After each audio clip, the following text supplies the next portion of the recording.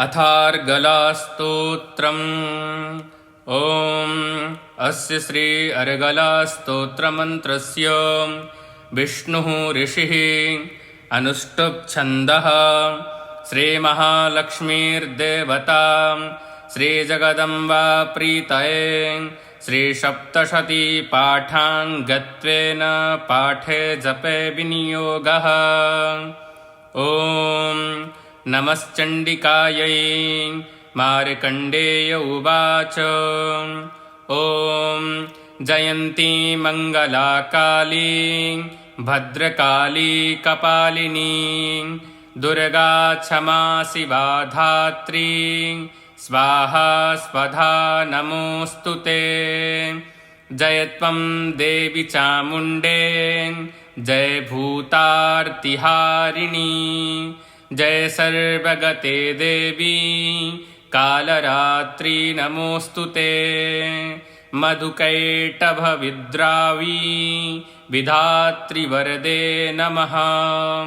रूपं देहि जयं देहि यशो देहि द्विषो जहि।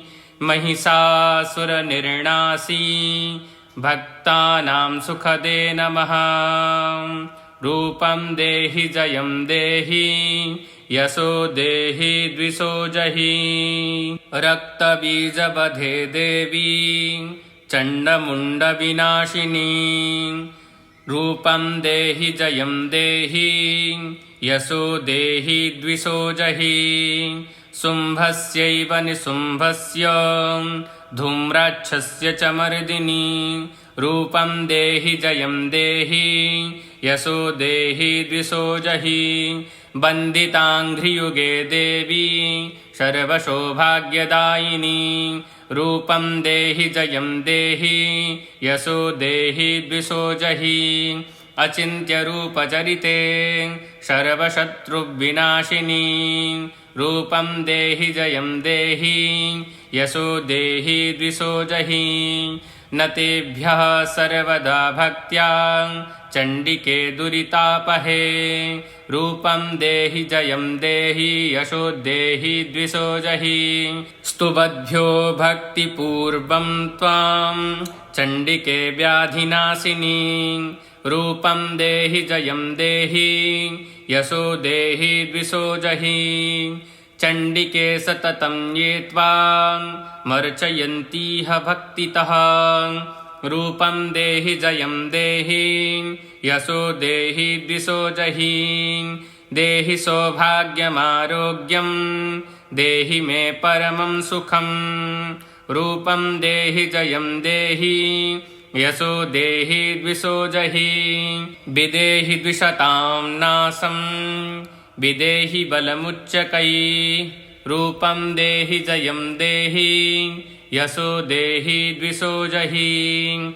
विदेहि देवि कल्याणं विदेहि परमां श्रियं रूपं देहि जयं देहि यशो देहि द्विषो जहि। सुरासुरसुरोरत्न निघृष्टचरणेऽम्बिके रूपं देहि जयं देहि यशो देहि द्विषो जहि। विद्यावन्तं यशस्वन्तं लक्ष्मीवन्तं जनं कुरु रूपं देहि जयं देहि यशो देहि द्विषो जहि।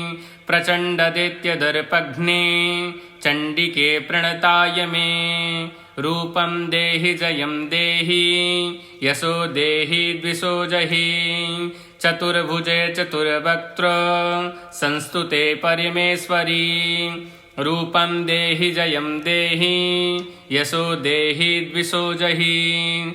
कृष्णेन संस्तुते देवी सस्वद्भक्त्या सदाम्बिके रूपं देहि जयं देहि यशो देहि द्विषो जहि। हिमाचलसुतानाथ संस्तुते परमेश्वरी रूपं देहि जयं देहि यशो देहि द्विषो जहि।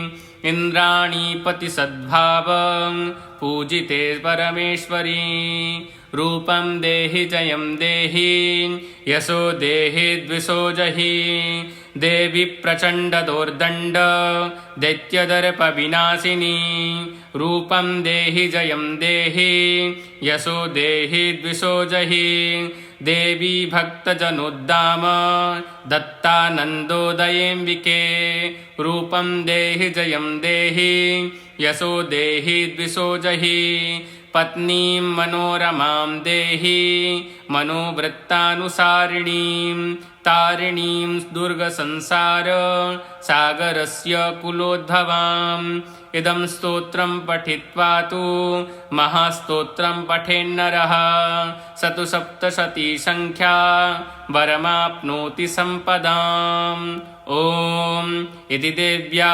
अर्गलास्तोत्रं सम्पूर्णं श्रीजगदम्बार्पणमस्तु।